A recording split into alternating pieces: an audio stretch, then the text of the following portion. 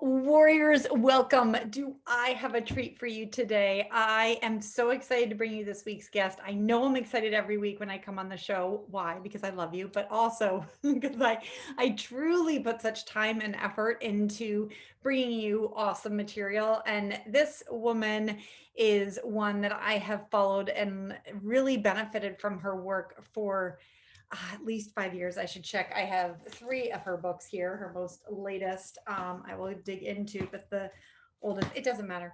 This woman's awesome. We need to listen in. It's a longer episode than usual of the Love Your Life show because it contains more awesomeness than usual for the Love Your Life show. So do not miss it. Who do I have on the show, you wonder? Dr. Mariza Snyder. She is a functional practitioner, a woman's hormone expert. Okay, there aren't many of them out there. She's a woman's hormone expert, and the author of 8 books. The newest book, Essential Oils Menopause Solution, focuses on solutions for women in perimenopause and menopause. And the #1 best-selling book, The Essential Oils Hormone Solution, focuses on balancing women's hormones naturally. Other best-selling books are Smart Mom's Guides to Essential Oils and the Dash Diet Cookbook. Okay. Mariza is just such a wonderful source of knowledge and expertise, and you are going to love this episode. If you are a male, keep listening because this is also helpful to know. We've done such a disservice to women's health over the years and not given enough input. And then what we don't know, we don't know. So this episode is starting to crack that in things that we do know. Okay. For the past 12 years, she has lectured at wellness centers, conferences, and corporations on hormone health, essential oils, nutrition, and detoxification. She's been featured on Dr. Oz, Oprah Magazine, Fox News Health, Mind Body Green, many publications, and now the Love Your Life show. She also has an amazing podcast that I love and I will link in the show notes called the Essentially You podcast with over 2.7 million downloads. And the podcast is designed to empower women to become the CEO of their health. I will have all these links in the show notes. But let's just dive in. I want you to meet her and to just be bathed in her wealth of knowledge and expertise. Let's go. Let's see. And welcome, Dr. Mariza. Thank you so much for coming on the Love Your Life show. I'm thrilled to have you here today. Thank you for having me. It's such a pleasure. Thank you. We were just briefly talking and I was sharing with you how much I have followed your journey. I've followed your podcast and I have you've gotten me really into essential oils and also looking at my life and hormones and stress in a different way. So I am thrilled to bring your message to the listeners today. Thank you for coming. Thanks so much for having me. I love look at my books are in the background there. I know I just got pictures behind me. I was like, I got to do a little setup like that. I had them all up. I was like, and the essential oils menopause solution for sure. It has all sorts of stickies in it. That's your latest. And we will get to that. I would first love if listeners have been under a rock and are not aware of who you are and how you came to do what you are doing. Could you tell me a little more about the sort of defining moment that led you to be so passionate about women's health and our hormonal health? I think like so many women, there was a day when I woke up and it felt like somebody Mack trucked me.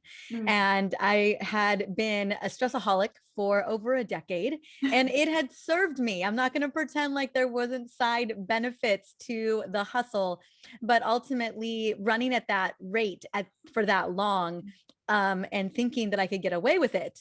I paid the dear price. And I remember getting ready, trying to get up that morning. It was 7:00 in the morning, trying to get up to go see patients. I had 20 patients I was seeing that day, a typical day of handling business. And I couldn't lift my head up off the pillow. My cortisol awakening response had said, no more for you.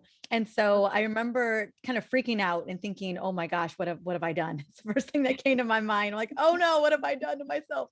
And finally willed my body out of bed, crawled into the bathroom to, you got to do the basics, brush your teeth, take the shower, do the thing. And I remember looking in the mirror and I was like, who is that person staring back at me? I don't even know who that woman is. She looks like a shadow of my former self. And I was just 30 years old. And I remember thinking in a panic, like, how am I going to show up for my patients if I can't even take care of myself? Like what a hot mess I had become. And so I was desperate to figure out what was going on, knew it was hormones. But again, this was like 12 years ago. Even 12 years ago, we just weren't doing a lot in this department. We weren't looking at it at a functional level. And I went to a doctor who I was told can really dial this in, whatever this problem was. And I walked out of her office with a script for birth control pills and Xanax.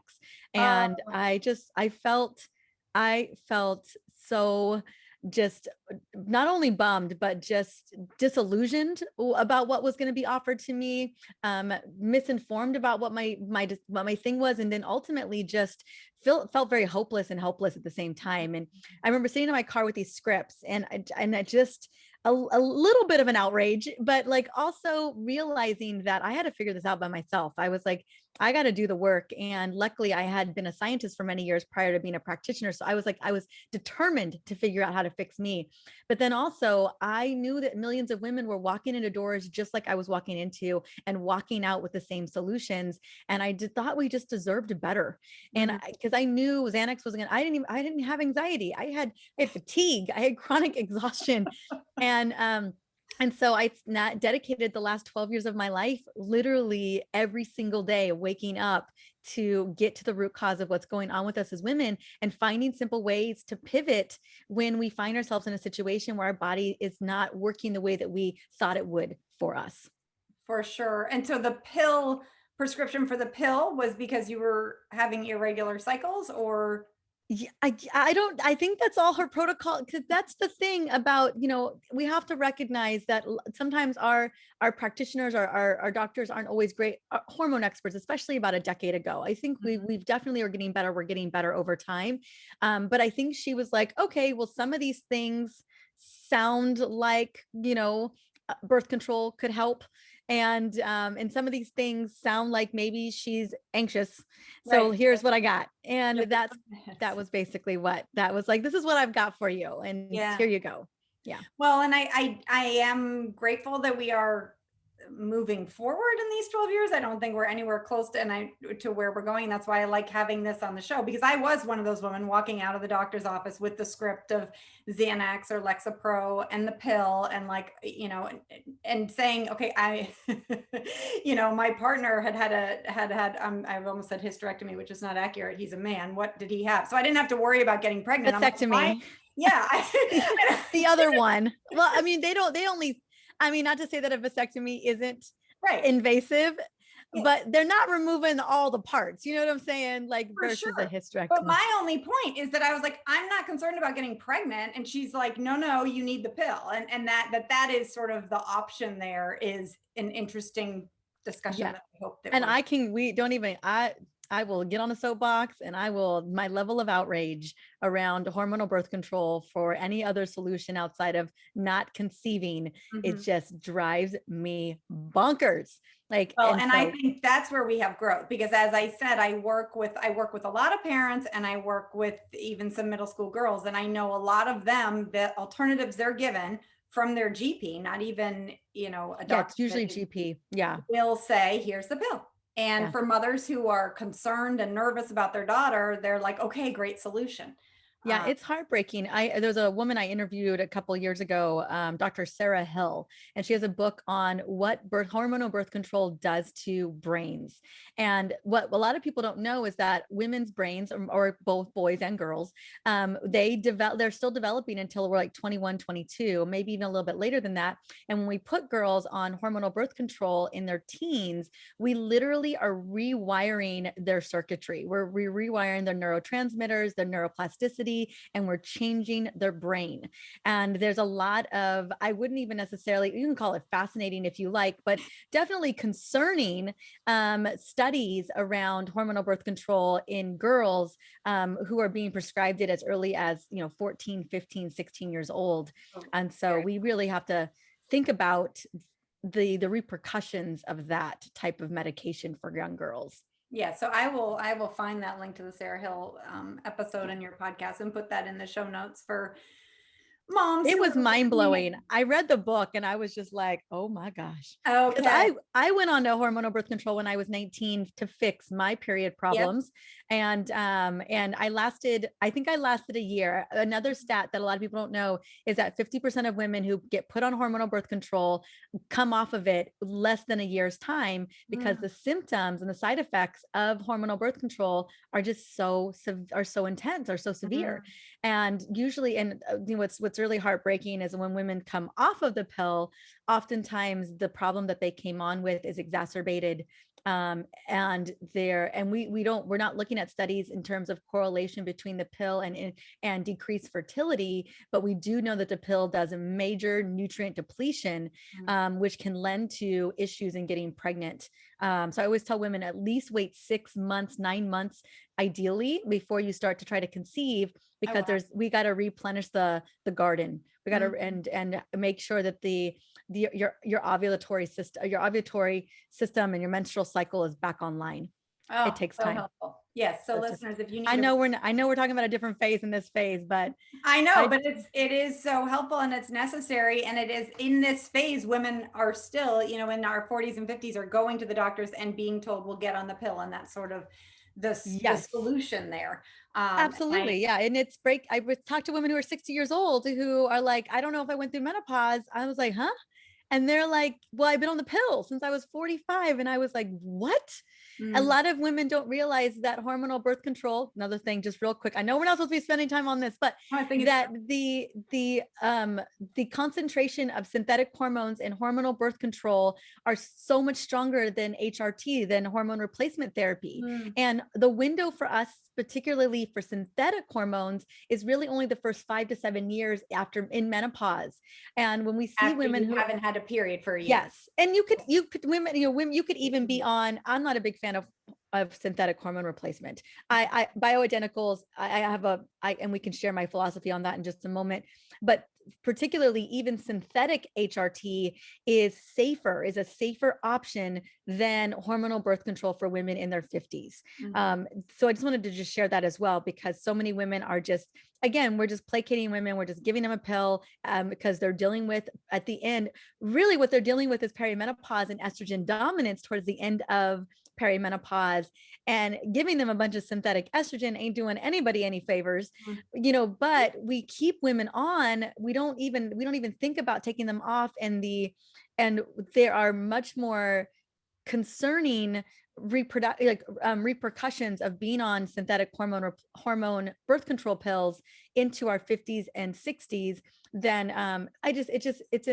I feel like it's very irresponsible of us, when knowing that high of concentration of synthetic hormones are being pumped into women at a later age, when it's not necessarily doing them any favors.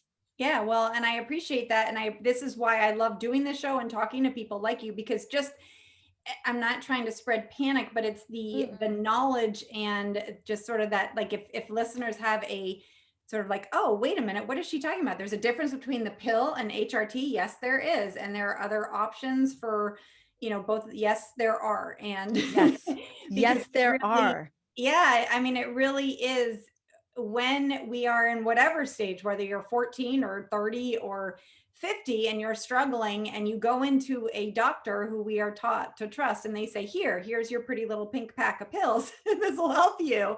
It is the rare woman like you did that sits in their car and crumples up the prescription. I was the one who went in and filled it. And I was like, oh my God, please. Okay, relief, because I did not have, this knowledge and this sort of, wait, let's push pause and let me question for one, just slow down the roll a little, which is helpful. And it did, right at this point, at least in history, we are needing to be more of the advocates for ourselves than, Yes. completely. We are. I just a quick little story. A week after I had my son back in December, I got Bell's palsy, which Oh, is goodness. the Yes. paralysis of the one side of your face.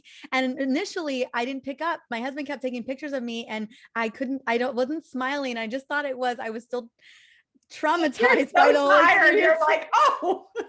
And I just couldn't. I was like, God, I look terrible. Like, what is going on? And then I realized over a couple of days it exacerbated. And I was like, oh my gosh, my face is frozen. Like Yeah. I have Bell's palsy. So I tried to go to my OBGYN and they're like, we want nothing to do with you. Yeah. And they were like, you need to go to ER. And this was at a time where the pandemic was really firing up. Oh, The baby was only 2 weeks old. And I was like, because by the time I figured it out, it was like 6 days in. Right. And so they are like, we won't see you. You have to go to the emergency room. And I was like, really? Like, okay, fine. And I didn't even, like there's that I'm like, do I really even need to go? But maybe I should go find out. And like, I'm doing all this research. I'm like, how did this Bell's palsy situation happen? And we don't really know, right? It's one of those things. So I go and the doctor is just like, well, this is, Bell's palsy is caused by a virus. Like, he doesn't know there's multiple causes, but that's the number one cause. So I'm going to give you an antiviral and I'm going to give you cortisone. And I was like, but I'm a breastfeeding mom. And he's like, well, let me just call an OBGYN to make sure that it doesn't contraindicate. And I was like, and what the research that I read is one, the antivirals aren't viable anymore. We've tested this. They don't actually do oh my God. anything. He's like, who are you? And I was like, and I'm out of the 72-hour window because I've had this for a week and none of this stuff is supposed to work after 72 hours and it's already getting better. And he's like, well, this is what I got. Like, get out of here. And so I had to make a decision. He's like, here's your, let me give you the scripts for the antiviral and the cortisone, which is, and it's super scary steroid. I mean, and it can really serve. Yeah. But all the research that I read is that I'm well out of this window. And he's like, I was like, aren't I out of the window of anything working anyway? And it's resolving itself. And he's like, yeah, but like, this is my protocol and I'm following the protocol and here's your thing and go. And I just walked out of there and I was like, well, I'm not filling these because I'm not putting these into my body for my son to consume every 2 hours. And it did. It's luckily it was a very mild case and it subsided within a week. It was gone. Okay. And but like I had to have done the research, really dug in, really. And he's like, yeah, you're right. But this is all I've got. And so that was kind of how we left it. So we just agreed I guess we kind of agreed, but we agreed to disagree at the same time. And he's just like, I don't know what else you want from me. Right. And I was like, I get it, okay, fine. And so, that's so interesting. This is what can happen so often. One of the chapters that didn't make it into the book, which breaks my heart, was a whole chapter on menopause myths. And one of them was on HRT. And it was the questions, if your doctor is just like willy-nilly, here's the patch, here's a cream, get on your way. I had a series of 20 questions that if felt appropriate, you could start firing off. And luckily they're in my bonuses. Right. Because I just feel so often this is a very personal conversation and personal choice based on family history and your own personal history. And you've got to be ready to, and honestly, if I had not done the research, I would have walked out of there just kind of not knowing what to do. Like so many of us, like the doctor's like, well, this is what my protocol sheet says, take it. And supposedly it doesn't mess with your son. I don't know though. And let's keep our fingers crossed. Yeah.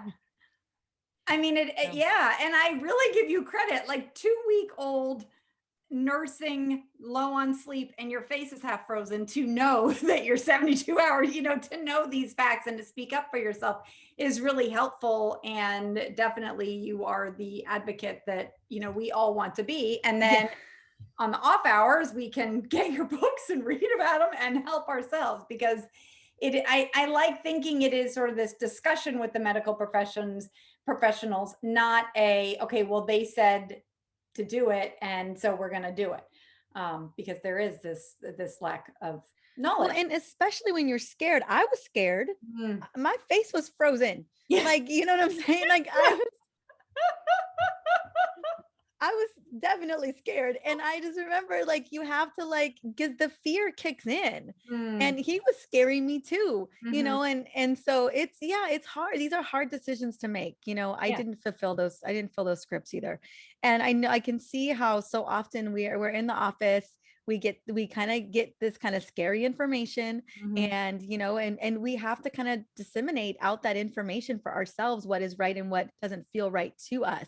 And like only you know your body, like only you know what's going on, and you always got to be gut checking. If there's anything that we get from this conversation today, is like you've got to trust that gut intuition, you got to trust that wisdom. And although medicine and modern medicine has really served, there's a time and place for everything, and Well, and we don't unfortunately, nail I it. think Mhm. we've learned not to trust our inner wisdom and our inner Mm-mm. gut. At least, that was me growing up as a young girl. Like, no, Susie, just sort of had that voice shut down. And to come back to that now is helpful. That is another reason why I love your book. And you did mention, so if listeners, I'll have the link, but if you buy her book, The Menopause Solution, you get bonuses. And in there are the bonus chapters and those menopause myths. Another myth that I love is just that I don't quite remember how you phrased it, but that menopause is awful and that now your glory years are behind you, like we're going downhill. And to reframe that so that we are not just throwing in the bucket all these, like, well, this is just common now, I'm gonna gain weight and I'm gonna lose all my hair and I'm never gonna sleep again and I guess I'll be sweating for the rest of my life. But to have this idea that actually we have some ways out of this. Could you speak a little to the myth that Yeah, menopause is so awful? absolutely. We got to shake it off. We got to Taylor Swift shake it off. Shake it off. This idea, this ain't your mama's or your grandmama's menopause. Mhm. I just want to speak into, we'll go back a little bit in the history of things. So before the 1940s, 1950s, we didn't believe women when they said they were dealing with menopausal symptoms. We didn't Oh, know a lot about the reproductive system at all, and definitely not about the endocrine system. And so women were just like, I'm just kind of, these things are changing. I feel like things are changing and pivoting in my body. And yes, things are definitely changing. I'm not going to pretend like that's not the case. But we didn't have a solution for women, and so we didn't really feel like we could dub it. We just thought we were all hysterical. That was basically it, hysteria. And then something came on the market called Premarin, mhm. and in the late 1940s, early 50s. And we were like, okay, this solves menopause problems. And so then menopause became a condition of where women basically lost their marbles, and were irritable and awful. And it was all downhill from there. And that's how we painted it. It was literally a man written All up downhill. condition. Oh my And Lord. the solution to this were two things: Mama's Little Helper, that's called Volume, and number two, Premarin is what we had for Yeah. women. And my mom remembers her mom getting on Mama's Little Helper, and how like one day she was like literally a zombie version of herself. And it Oh, was, wow. you just put women on tranquilizers and it Yeah. fixes everything. Yep. And so that's kind of what has happened, and it's They'll be continued. in a good mood when they're asleep. Yes, just shut it down, shut the whole cerebral process down, shut Right. down the It's limbic all system. good. Yeah, we'll just make them zombies, and they'll be manageable. Right. Women will be manageable at that point, Yeah. right? And really, we really get to our 40s and our 50s, and we get to a place where we just stop caring what people think anymore. We Mhm. stop feeling like we need to wear the facade of being Yep. this perfect whatever society would love for us to be. And so that's really kind of how menopause was defined and started, and we are still trying to brush this off Mhm. after all like 70 years. So yes, it is time for us to redefine it. And there are women like yourself redefining it left and right. Like, Mhm. women are painting the picture of endless possibilities. But I love the reframe of looking at, where do we see women doing their greatest work, their greatest things? I mean, I'd love to say that and definitely women in their 20s are doing big things in the world. Women in their 30s are too.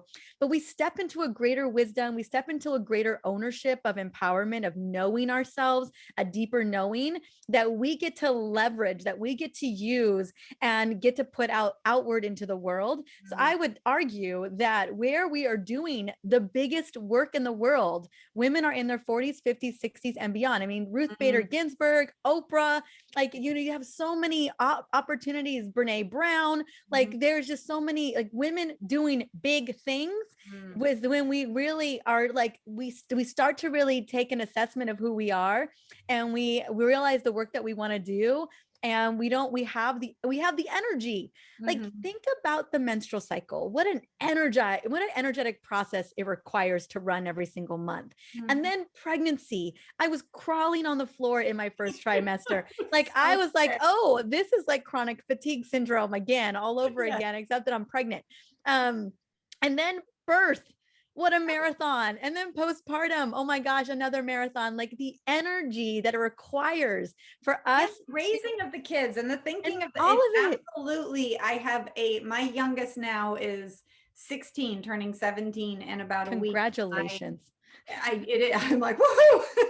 But this is why I love so much your reframing of this, and just pointing out that, actually not menstruating and, or whatever period we're in that perimenopause period, it is leading to, the second half of our life that is amazing. And that midlife awakening, that's really so much of the work I do. That, okay, we can enjoy the 20s and the 30s, and then you get to this point where you're like, I don't care what other people think. I am gonna, what is my soul calling me to do? And let's go get it with that energy. Do it. I cannot wait. I cannot wait. Like, I don't have a cycle right now because I'm breastfeeding, and I'm gonna tell you, it's glorious. Yeah. I mean, I'm still cycling, and I am at the point at age 49 where every month I'm like, thank you, cycle. It's showing me, but I am aware, and I am equipping myself with your knowledge and all the background, and doing the mental work, which is what I do as a coach, to view my aging as it just keeps getting better. Like, I love each year keeps getting better for me. So if I keep thinking that, then let's make it happen. And it's mindset. It's literally what you do. It's mindset. Like, that is the first step to everything, is just getting super clear about that mindset. And one of my favorite questions to ask women all the time is like, how do I want to feel? Like, asking yourself, how do I want to feel in 30 days? How do I want to feel in 6 months? How do I want to feel this year? How do I want to feel in a decade?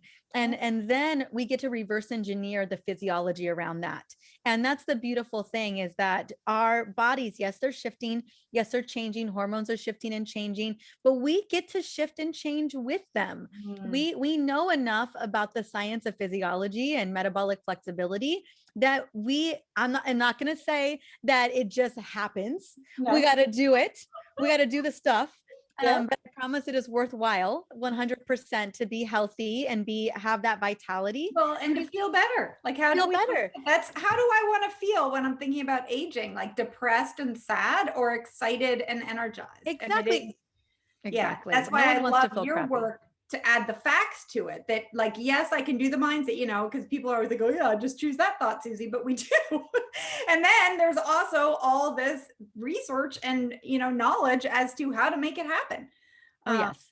It's action. I honestly feel like it's the mindset that's the hardest piece. It's just from my personal experience. And then once you set your mind to something, then you just got to put the actions in place. Yeah. Once you feel energized, and it's suspending belief and not looking. And I think the more women that are out there showing this different stage of life and this excitement and vitality, then the more the more possible it is for other people to grab onto that as a reality, and like, okay, yeah, great. Like, it's not just, Dr. Mariza and Susie saying this. Like, there are, all these other women out there that are thriving. And could you tell me what the biggest hormonal imbalances are that you see in women sort of in this period? Perimenopause? Yeah, absolutely. I know a lot of fame gets put on to estrogen and progesterone and testosterone. And yes, these are hormones that are absolutely shifting, and they play a big role in all parts of the body, but they are not the hormone hierarchy as far as I'm concerned. Where our hormone hierarchies is going to be cortisol. Cortisol is what wakes you up in the morning. Cortisol is counter-regulatory to insulin. Cortisol is your survival hormone. And it is counter-regulatory to melatonin. Like, it plays so many massive roles inside of the body, including helping to support our metabolism, helping to keep us alive, and helping to wake us up in the morning. That is a major hormone. And I would say that for most women, a hormone that is often imbalanced due to the standard American lifestyle of just go, go, go, go, go, like the rushing woman syndrome. I love Tell me about the rushing woman syndrome. How does that affect cortisol? Absolutely. So basically, our genetics, although we do have epigenetics, things are shifting. Still, our brain is still way back in the prehistoric times. It Mhm. hasn't developed how fast our modern world has developed. Think about just, gosh, it was less than 12 years ago that iPhone came on the market or something, So we think about how much our life has completely changed from when the internet had gotten started.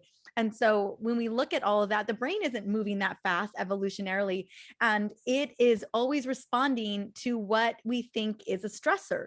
And for us, that stressor is running late to a meeting. For us, that stressor is getting a text message from a friend, seeing something that triggers us online. There are just a multitude of ways that Figuring the out endless. carpool, having too many emails in your inbox. Exactly, feeling like you have to manage that and your endless to-do list. And so on average, a woman, especially women, because I know it's who you're speaking into, we will trigger off that stress response system 25 to 50 times a day. And every single time we do that, your brain is like, where's the tiger? Like, and Yeah. it's so it sends messages to a multitude of endocrine systems. The first, it fires off the catecholamines. It tells the adrenals to dump epinephrine, norepinephrine, and then Mm. cortisol. It goes to the liver and says, hey, dump glycogen fast. Mm. And then you've got glycogen in the bloodstream. Insulin has to fire off. And insulin, it's like kind of like crying wolf over and over, like, oh my God, there's an emergency, we got to run. But then you don't run. So the cells are like, what the heck's going on?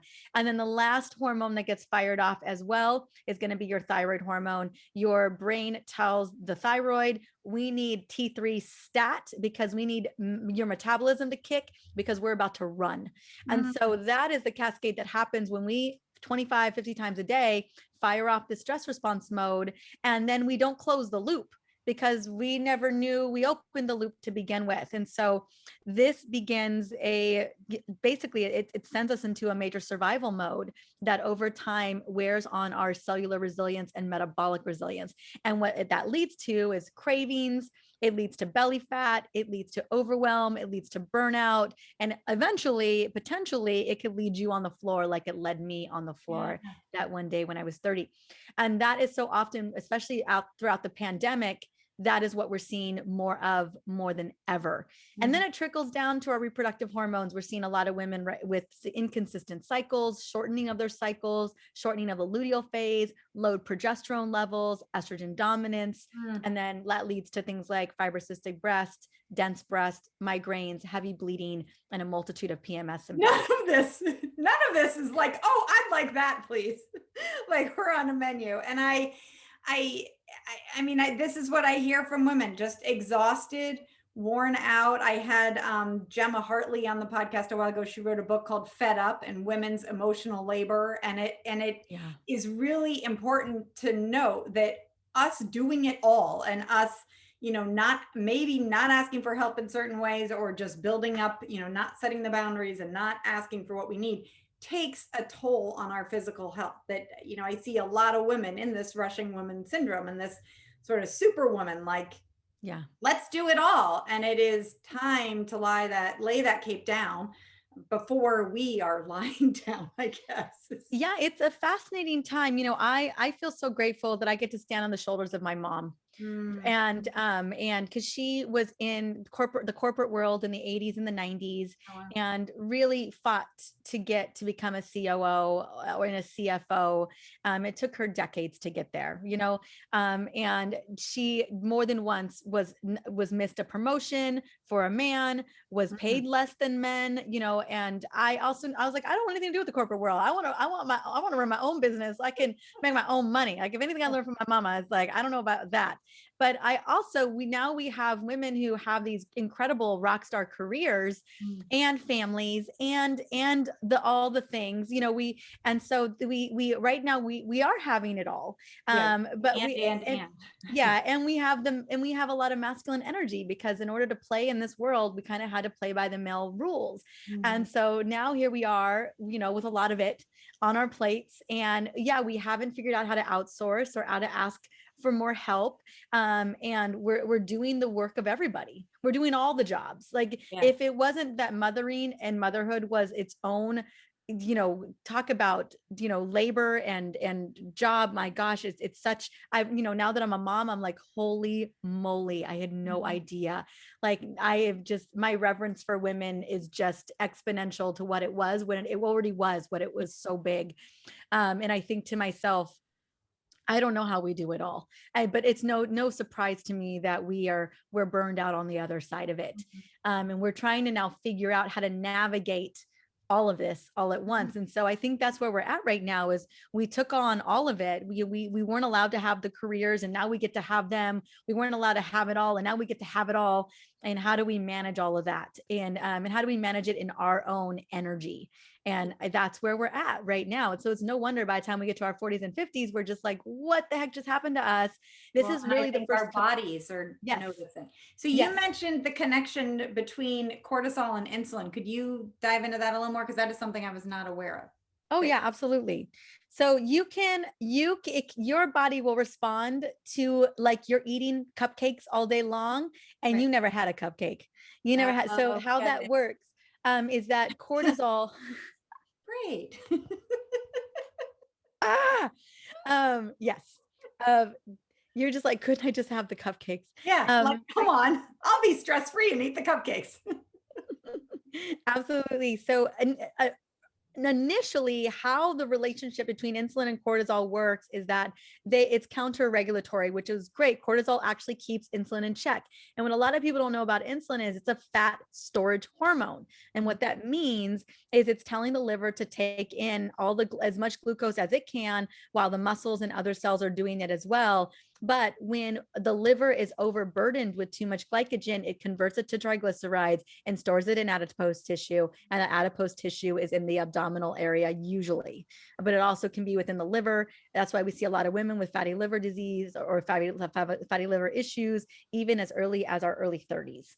And so Well, and I imagine, I'm sorry to interrupt oh though, yeah, I imagine, back in the 40s when we were talking about Mommy's Little Helper, now we're seeing Mommy's Little Helper being advertised as wine hour and mommy wine. I can imagine yeah. that's not very helpful. No, the wind down, we have got to break up with the wind down. Okay. And good for, I guess, good for the wine industry to tell women this is the best way to wind down, but it's actually one of the most detrimental ways for us to wind down. Wine is I mean, there's not enough resveratrol to make up for the fact that it is damaging your liver. Your liver is already overtaxed.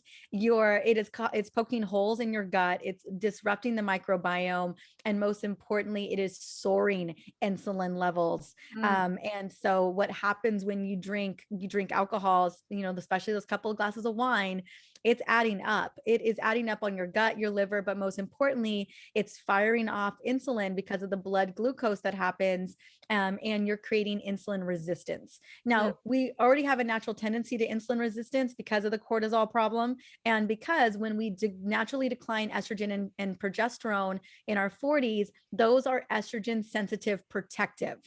So most women at the age of 40 and beyond are already naturally becoming insulin resistant. Oh, wow. And so that is where we lose our metabolic flexibility. Add the proverbial tiger to the mix 20 to 50 times a day. You're firing off insulin every single time that happens. You are talking about more insulin resistance, more belly fat, more brain fog, more anxiety, and more sugar cravings pretty much consistently throughout the day, which So yeah. So if moms are or women are here like, oh my gosh, so we're not going to use wine because that is adding to the problem. What do you suggest, or maybe some easy ways to start with the wind down? That yes. Help? What's a good swap? You're like, how dare you take my wine away from me without nothing? I was like, I would never do that to you. So a really easy swap, it's not the sexiest swap, I'm just gonna put it on the table, is tea. Tea's a great swap. I'm not gonna lie, and it's cozy. I like my tea. I love rooibos tea. I sit down with a glass of rooibos. It takes us 2 hours to get the baby down at night. Once we do that, I get my tea. 2 hours. That's where we're at 4.5 months. Yeah. We're working through it. New parents probably should do another call with you to figure out how to lock that in. Then the other swap that I love, because the other things that are on the docket here are mindful practices, meditation, deep breathing, breath work. But I love essential oils. I think essential oils are a powerful state change, and they have a faster acting, more profound impact on the brain to relax and calm the system than a glass of wine does. Mm. And it doesn't destroy your gut microbiome or cause leaky gut issues or ever increase insulin inside of the bloodstream. So major pro wins there. So yes. Well, and I love that. And so I would love to sort of switch to essential oils. One thing I do want to mention that I love, you mentioned in at least two of your books, I've seen it, is you definitely mentioned mindfulness practice and tea and all that. But one of the things for the busy moms who are maybe in that rushing woman syndrome and are not quite convinced to slow down is that idea to set a timer on your phone, which is something Yes. I do, that is just that check in and have it go off and take a breath. How could you combine that maybe with essential oils? Yeah, well, most of us don't even know we're stressed. I used to think it was my slight edge. I was like, oh, what's this little energy I just got? Yeah. It's called cortisol. And I had no idea I was robbing myself of my critical hormones. Yeah. I thought I was killing it. Yeah. And so I had no idea I was destroying my body. Um, and so so most of us don't know that, and most of us don't even know that we've activated the stress response system. We're so hardwired into this rushing woman phase. We don't even know. This is how we operate on the normal. And so I recommend, if women can't recognize when they're in that state because you're perpetually in it, that have a little chime on your phone, not sirens, no barking dogs. Oh my gosh, that'll into the right into the stress response system again. Anytime that it goes off, like, usually a woman. And I'm just like, are you kidding me? You know what you just did to all of us? Have a sweet little chime. It's very nice. Little yoga chime or a babbling brook. I don't know, whatever. I like it. Woodpecker, yes. Hear it. I'm like, oh. Trees in the wind, whatever it is. And that goes off every hour. And it's this beautiful reminder to reset. Grab an essential oil, grab a lavender, a bergamot, a cedarwood, jasmine, whatever feels good to you, a tangerine essential oil. All of these will have the same response that I mentioned. And breathe it in. Put it on your palms, breathe it in 8 to 10 times, and give yourself literally 60 seconds. We're talking about 60 seconds. And I'll tell you what, like, it is, to me, it's a non-negotiable for survival. Because we've got to find a way to break the pattern. We've got to find a way to shift our state out of this perpetual stress response mode that we can just get stuck in over and over again. And yes, it feels like it's serving. And yeah, I know you're getting a ridiculous amount of stuff done. I know you are. There is no doubt in my mind that you're not getting stuff done, but at what cost? And well, so it's back to how do you want to feel? And I am a testament to this as a type 3 Enneagram and a rush. You know, I would have probably thought rushing woman syndrome was something I want to put on my resume.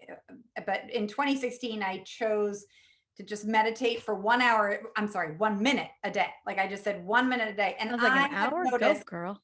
such a difference. That's sort of my lowest standard. I'm like, you will do a minute.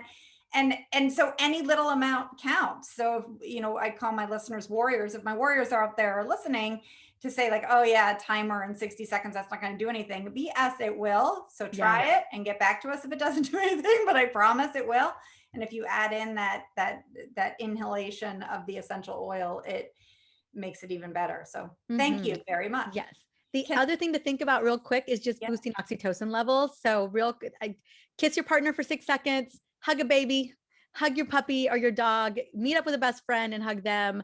And that will also shift your state as well. And do it as much as possible during the day. Oxytocin is a counter-regulatory to cortisol. We have a lot of checks and balances here in the body. We just got to initiate them. Well, and it's getting back into that female energy. And you mentioned, I mean, as soon as you said oxy, I was thinking, and then you mentioned jasmine. So I was thinking orgasm, which that too. Get those. That too. I don't know how many you can crank a day on that, but like, I would love for you to kick in the oxytocin more than, I don't know if it's scheduled once per week for you or what the deal is. but yeah, get that too. Well, and I think a precursor to that is slowing down because I do my, my studies and my coming into the age that I am, I've realized my most important sexual organ is my brain. So my brain has to be calm and not going to 7,000 things in order to enjoy the sexual intimacy. And one way to do that is these little 1 minute breaks or 30-second breaks or, two breath breaks that can help us get there, which is helpful. So can I do a quick pick your brain on essential oils? I would love to just know sort of your go-to if people are getting started with, I guess first backing up, oftentimes people with essential oils will think it's like woo-woo and whatever. It's like, breathing in, I don't know, a little candle or I don't know what. Yet there is such research on essential oils and their effectiveness. I noticed it first when my partner is Australian. And when I first went over there, it is everywhere. It's like another little language. Someone has a headache. They're like, well, did you get peppermint? Or, and actually at the time when you were talk about scripts, they will not write you an antidepressant medication script unless you've shown evidence that you've tried an essential oil first. And I was like, what? So it is lovely. But can you give us a little background as to maybe why we should believe in essential oils? Absolutely. Well, you think about, I mean, just plants, the medicinal usage of plants. That's where medicine came from to begin with. It's what we started with. We think about the power of adaptogenic herbs, things like cordyceps and rhodiola and holy basil and and ashwagandha.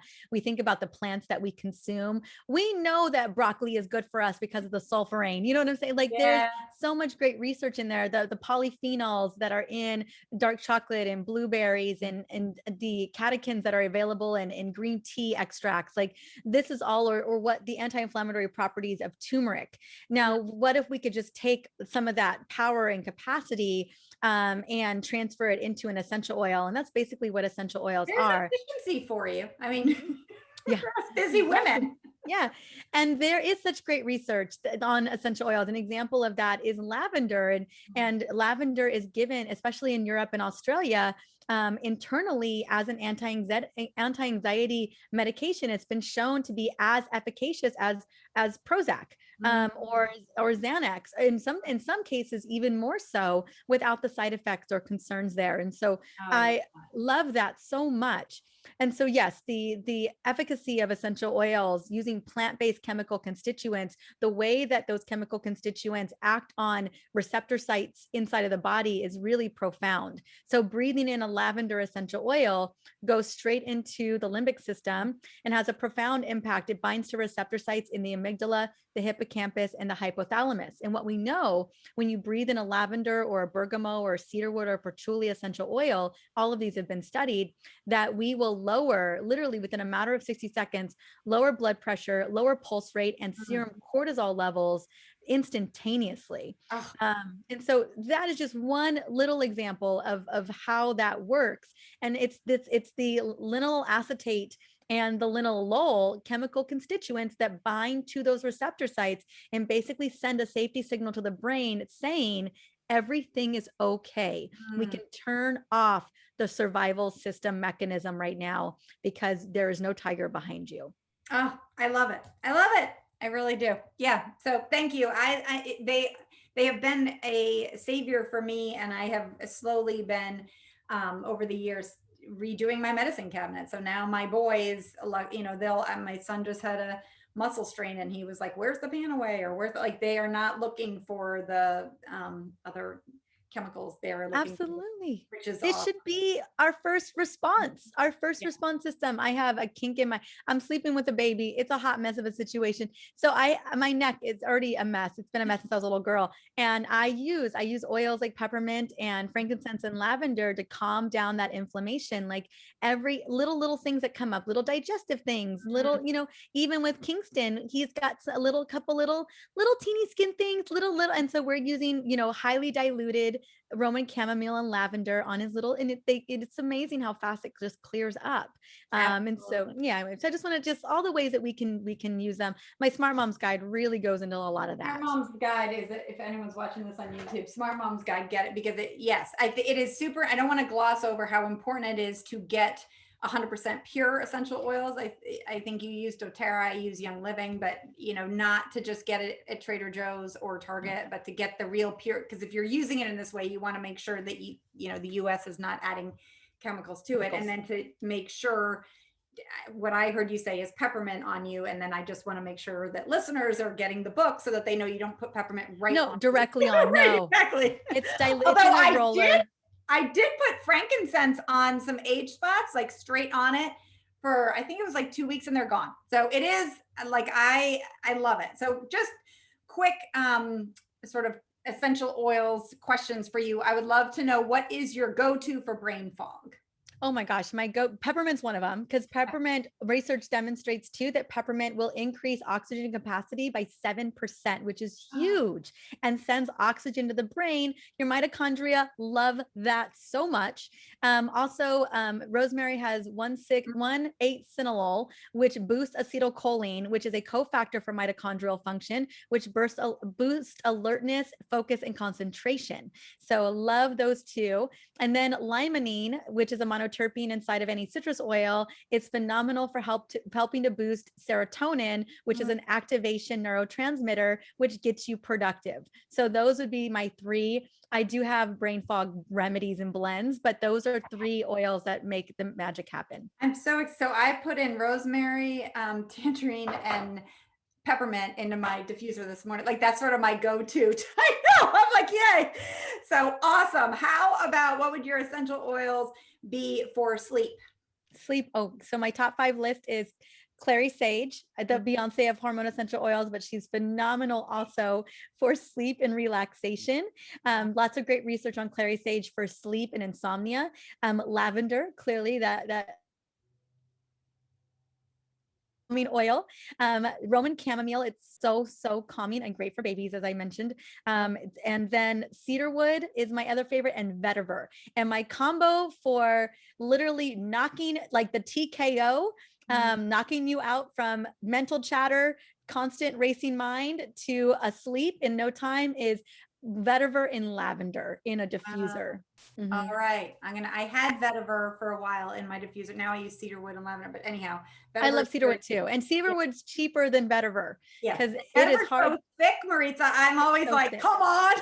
I know. And it comes from Haiti, and they have to, like, the labor that goes into pulling vetiver out of the ground is so crazy. And I think that's why, and getting that out of the root is really hard. That's why it's so expensive, but it is profoundly effective. Like, my husband back in the day, now I don't mind him being on the late shift because he feeds the baby. But back in the day, he would be up and I would diffuse lavender and vetiver next to him, and he would literally fall asleep at his desk. Oh, that's awesome. All right. I'm adding it back in tonight. And then last one, sort of metabolism. Oh, great question. So for boosting your metabolic function, I love warming oils. So warming oils like cinnamon, ginger is a great one as well. And then peppermint too is phenomenal for helping to get things going. Oh yeah. Whoops, it froze. Normally diffusing those will do the job, but topical application can help as well. We need more research in terms of how essential oils can boost metabolic function, but oftentimes warming oils will get the job done. Okay. We have more than enough information, and I'm conscious of your time, and I'm so grateful for the time that you have spent. I am going to have all these links in the show notes, and I'm really going to encourage women to get your new book, The Essential Oils. If you're watching this, I have so many little tabs sticking out. It really is.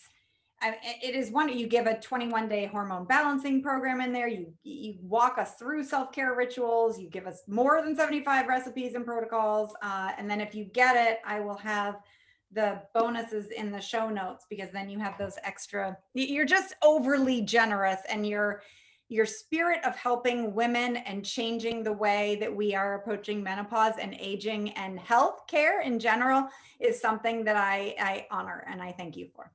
Thank you so much. So appreciate being on here, and I'm so grateful to get to serve your amazing community. Yay. Thank you.